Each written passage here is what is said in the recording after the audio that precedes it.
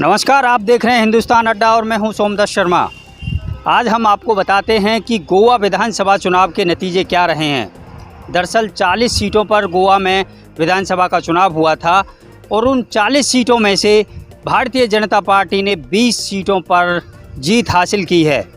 इसके अलावा कांग्रेस 11 सीटों पर जीत हासिल करने में सफल रही है, लेकिन अभी भी बीजेपी एक सीट दूर है बहुमत से। यानी कि जो बहुमत का आंकड़ा है वो 21 का होता है, लेकिन बीजेपी ने 20 सीटें जीती हैं और एक सीट से पीछे है। गोवा के जो मुख्यमंत्री हैं प्रमोद सावंत, उनका कहना है कि वो निर्दलीयों का समर्थन लेंगे। इसके अलावा जो वहाँ की एक और जो लोकल पार्टी है उससे भी समर्थन लेने की बात चल रही है। तो कह सकते हैं कि गोवा में बीजेपी सरकार बना सकती है। अब इसके पीछे का जो गणित है वो हम आपको बताते हैं। बीजेपी ने 40 सीटों पर चुनाव लड़ा था। जब चुनाव लड़ा जा रहा था तो उस दौरान जो चुनावी पंडित थे वो कह रहे थे कि पिछले कई दशकों से, बल्कि दशक ही कहा जाएगा, कि किसी भी पार्टी को पूर्ण बहुमत नहीं मिला था।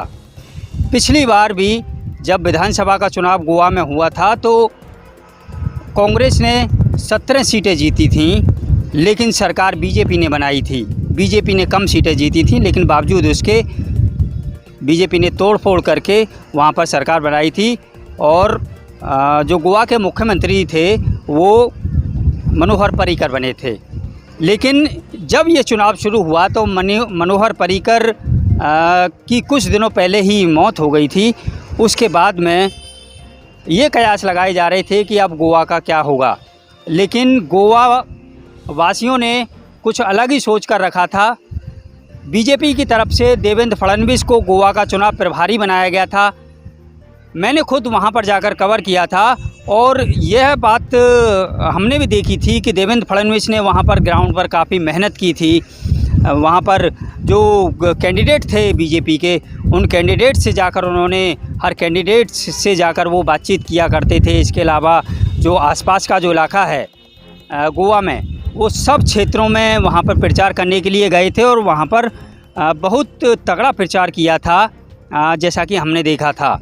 अब समीकरण ये बदल के सामने आ रहे हैं कि भारतीय जनता पार्टी 20 सीटें गोवा में जीत चुकी है और जो 20 सीटें बीजेपी ने जीती हैं उसके अलावा 11 सीटें कांग्रेस ने जीती हैं, जबकि 2 सीटें आम आदमी पार्टी भी जीतती हुई दिखाई दे रही है। एक सीट जो है वो आम आदमी पार्टी जीत चुकी है, जबकि एक सीट पर उनका कैंडिडेट आगे चल रहा है।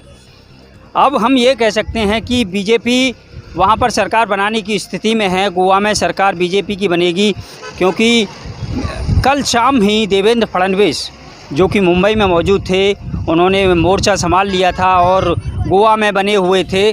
और इसके अलावा वहाँ पर जो इंडिपेंडेंट हैं, जो निर्दलीय हैं, उनसे भी उनकी बातचीत चल रही थी। इसके अलावा जो लोकल पार्टी है उससे भी जो है देवेंद्र फडणवीस संपर्क में थे। ऐसा माना जा रहा है कि मुख्यमंत्री प्रमोद सावंत, जो कि बीजेपी के मुख्यमंत्री के पद के उम्मीदवार भी थे, वो आज ही राज्यपाल के सामने जाकर मुख्यमंत्री पद का जो है दावा कर सकते हैं और मुख्यमंत्री पद की शपथ कब ली जाएगी इसका फैसला बीजेपी करेगी। लेकिन जिस तरह से चुनाव हुआ है, लगातार अटकलें लगाई जा रही थी कि गोवा में क्या होगा इस बार, लेकिन बीजेपी ने बाजी मार ली। इसके अलावा आम आदमी पार्टी ने यहाँ पर चुनाव लड़ा और 2 सीटें हासिल कर ली हैं, ऐसा जो आंकड़े हैं वो बता रहे हैं। इसके अलावा कांग्रेस ने, ऐसा माना जा रहा था कि जब एग्जिट पोल आए थे तो उन एग्जिट पोल में यह बात निकल कर सामने आई थी कि 16 से 17 सीटें कांग्रेस जीत सकती है, लेकिन ऐसा नहीं हुआ। आंकड़े कुछ और ही आए। कांग्रेस के कई बड़े नेता वहां पर पहले से ही टूटकर दूसरी पार्टियों में चले गए थे, कुछ बीजेपी में आ गए थे। इसके अलावा कुछ लोगों को टिकट नहीं दिया था। तो जो तोड़फोड़ की जो राजनीति गोवा में चलती थी वो इस बार मुझे लग रहा है कि दिखाई नहीं देगी, क्योंकि उसका एक मुख्य कारण जो है वो ये है कि वहाँ पर बीजेपी को 20 सीटें मिल गई हैं। बीजेपी को सिर्फ 1 सीट की ज़रूरत है। 21 का जो आंकड़ा है, बहुमत का आंकड़ा, वो बीजेपी हासिल कर लेगी, ऐसा सब मान रहे हैं।